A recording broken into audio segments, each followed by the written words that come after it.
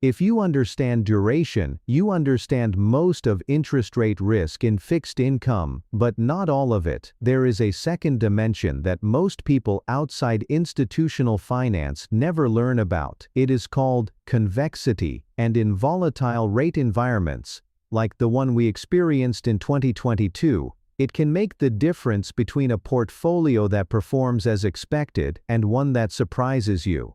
In this video, I am going to explain what convexity is, why it matters, and how institutional investors use it alongside duration to get a complete picture of interest rate risk. Let's start with the problem that convexity solves. In a previous video, we covered duration. Modified duration tells you the approximate percentage change in a bond's price for a 1% change in yield. If a bond has a duration of 10, a 1% rise in yields causes the price to fall by approximately 10%, but this is an approximation. Duration assumes that the relationship between bond prices and yields is linear, a straight line. In reality, it is not. It is curved, and that curvature is what convexity measures. Here is the key insight. When yields fall, bond prices rise. Prices rise, but they rise by more than duration alone would predict. When yields rise, bond prices fall, but they fall by less than duration alone would predict. This asymmetry always works in the bondholder's favor. It is called positive convexity, and it is a feature of virtually all standard government and corporate bonds. Let's make this concrete with numbers. Imagine a bond with a modified duration of 10 and positive convexity.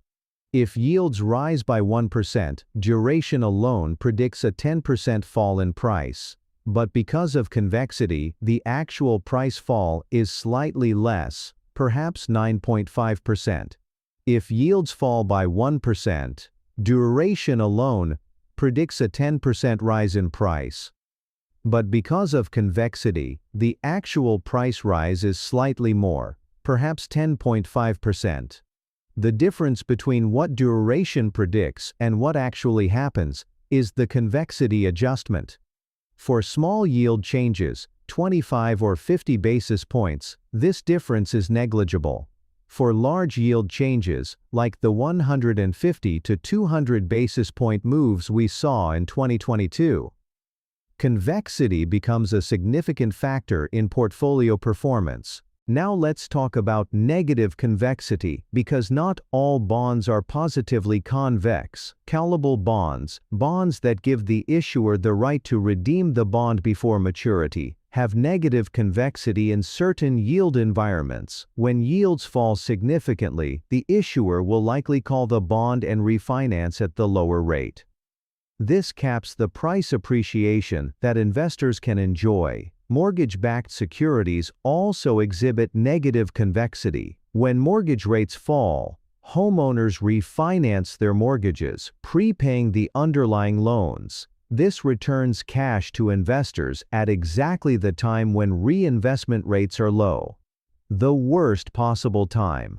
For institutional investors, negative convexity is generally undesirable. A portfolio with positive convexity performs better in both rising and falling rate environments compared to a portfolio with negative convexity of the same duration. How do institutional investors use convexity in practice?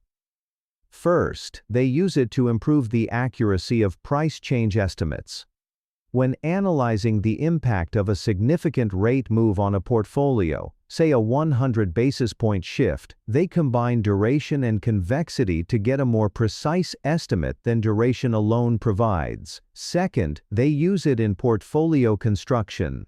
A portfolio with higher convexity will outperform a portfolio with lower convexity of the same duration in volatile rate environments.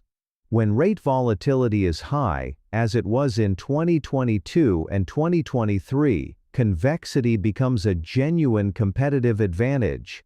Third, they use it to evaluate relative value between bonds.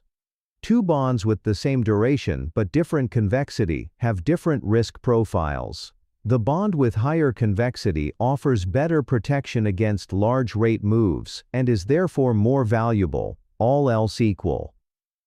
Duration and convexity together give institutional investors a complete first and second-order view of interest rate risk. Duration tells you the direction and approximate magnitude of price changes. Convexity tells you how that estimate needs to be adjusted when rate moves are large.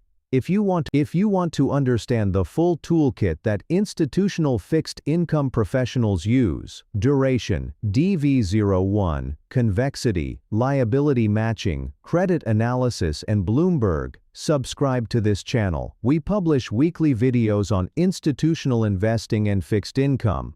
And if you want a structured learning path, check the link in the description.